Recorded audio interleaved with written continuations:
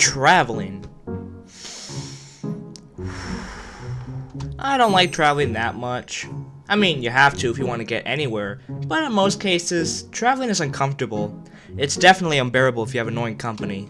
A lot of you'd probably travel by car. Traveling by car isn't too bad, say if you were going to your local grocery store, but let's say you were on a 7-hour road trip through the plains. If you've never been to the plains before, there's not much to look at. Here's an example. Check out the Rockies. Pretty cool, right?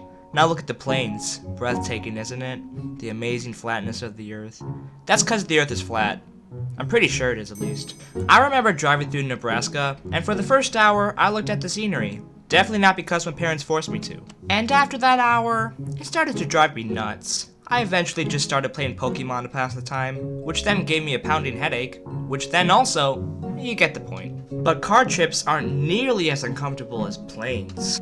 If you've never ridden a plane before, you'll probably ride a couple throughout your life, unless your life's ambition is to become a hermit that stays in one place, or if you have no reason to.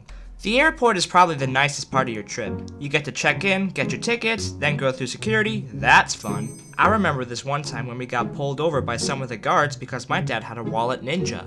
Have you ever seen one of those things? They're real handy, those little guys. They're like a screwdriver, a ruler, and a whole bunch of other useful little things all put into something that can fit in your wallet. They even have a bottle opener. Anyway, we figured it out with the guards, and one of them even told us they have a wallet ninja. It was a nice bonding experience.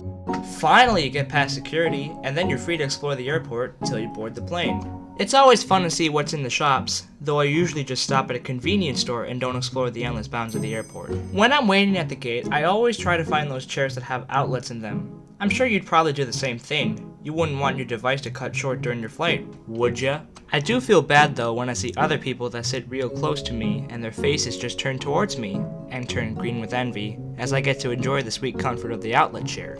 But to be fair, those chairs are pretty comfortable compared to the normal no outlet chairs that have practically no cushion, so excuse me if I don't get up. Sorry.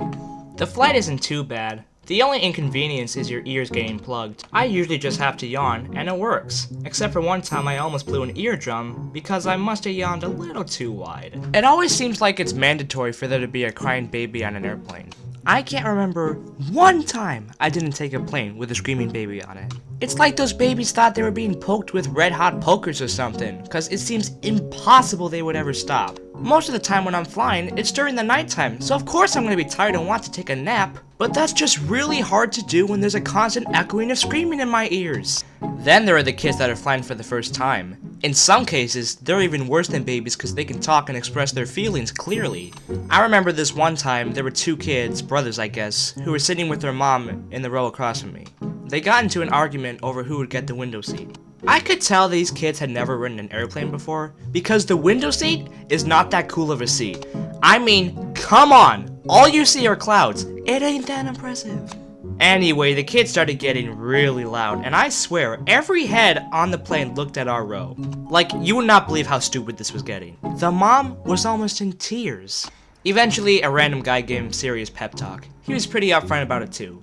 Then, the kids stopped arguing. Also, when you're flying, you get to hear some of the best reactions from kids who haven't flown before. For example, one time when we landed, I hear this girl in the back of the plane saying, "Daddy, I'm dying!" Whoa! Nothing like the good parts of life, you know what I'm saying? Anyway, the point is, traveling isn't fun and you should never do it! I mean, unless you want to or something.